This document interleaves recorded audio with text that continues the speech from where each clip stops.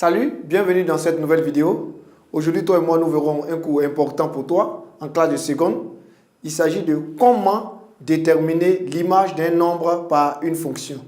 Comment déterminer l'image d'un nombre par une fonction. Ça va? On verra premièrement comment déterminer l'image d'un nombre par une fonction à partir d'une courbe. Et on verra en second lieu comment déterminer l'image d'un nombre par une fonction à partir d'une formule. On y va donc pour la première partie de ce cours. Déterminer l'image d'un nombre par une fonction à partir d'une courbe. Je vais te donner une méthode très simple. La méthode est déclinée en 3 points. La méthode ici, premièrement, placer sur l'axe des abscisses le nombre dont on cherche l'image. Le deuxième point de cette méthode dit ceci, rejoindre la courbe.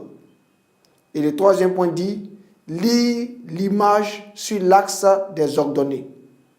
Donc, pour pouvoir déterminer l'image d'un nombre par une fonction à partir d'une courbe, premièrement, il faut placer sur l'axe des abscisses le nombre dont on cherche l'image.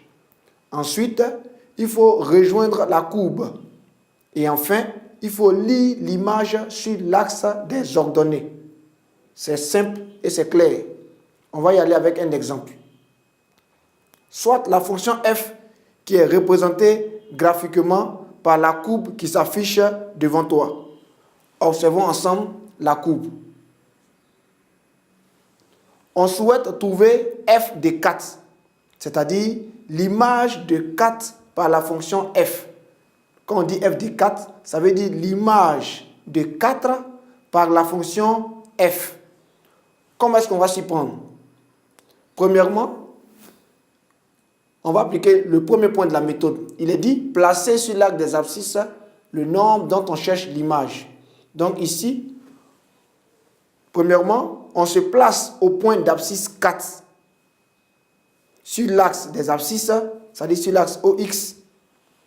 Puis, on rejoint la courbe verticalement. On se place au point d'abscisse 4 sur l'axe des abscisses, c'est-à-dire l'axe OX. Puis, on rejoint la courbe verticalement. Ça veut dire que j'ai pris le premier point de la méthode et le deuxième point. On se positionne et on rejoint la courbe. Tu observes bien avec moi la figure. Ensuite, on rejoint horizontalement l'axe des ordonnées. On rejoint horizontalement l'axe des ordonnées. Et enfin, on lit alors l'image de 4. Et on se rend compte que l'image de 4 est 2. Autrement dit, f de 4 est égal à 2.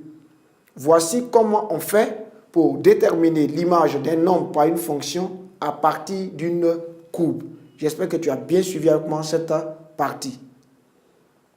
Maintenant, comment déterminer l'image d'un nombre par une fonction à partir d'une formule? C'est la deuxième partie de notre cours. L'astuce ici, c'est qu'on remplace x par la valeur dont on souhaite calculer l'image.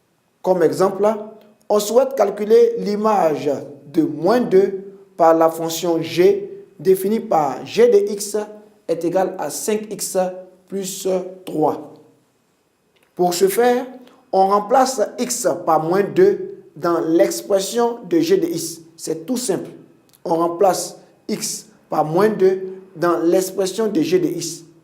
Cela nous donne maintenant g de moins 2, puisqu'on a remplacé x par moins 2. On ne dira plus g de x, on dira g de moins 2 est égal à 5 multiplié par moins 2, entre parenthèses, plus 3. Tu vois que ici, dans l'expression de g de x, on a remplacé tout ce qui est x par la valeur dont on veut calculer l'image. Donc, on aura 5 multiplié par moins 2 plus 3. Cela est égal à moins 10 plus 3 est égal à moins 7. On conclut donc que l'image de moins 2 par la fonction g est moins 7. L'image de moins 2 par la fonction g est moins 7. Voilà comment on s'y prend pour déterminer l'image d'un nombre par une fonction à partir d'une formule. Ok, j'espère que tu as bien suivi avec moi ce cours. Tu sais maintenant comment déterminer l'image d'un nom par une fonction à partir d'une courbe ou encore à partir d'une formule. Je t'encourage à t'exercer davantage en sorte de cultiver la graine de champion qui est en toi.